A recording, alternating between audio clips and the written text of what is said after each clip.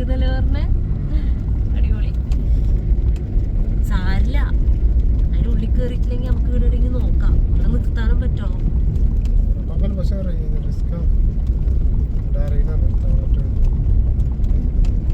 Kilometre വരെ ഉള്ളിൽ പോകാനുണ്ട്. കിലോമീറ്റർ എന്ന് വെച്ചാല് 13 മിനിറ്റ് 2:40. ഇവിടെ പോകുന്നുണ്ടെങ്കിലേ രാവിലെ അവര് വീട്ടിൽ നിന്ന് 7 മണിക്ക് ഇറങ്ങണം കേട്ടോ.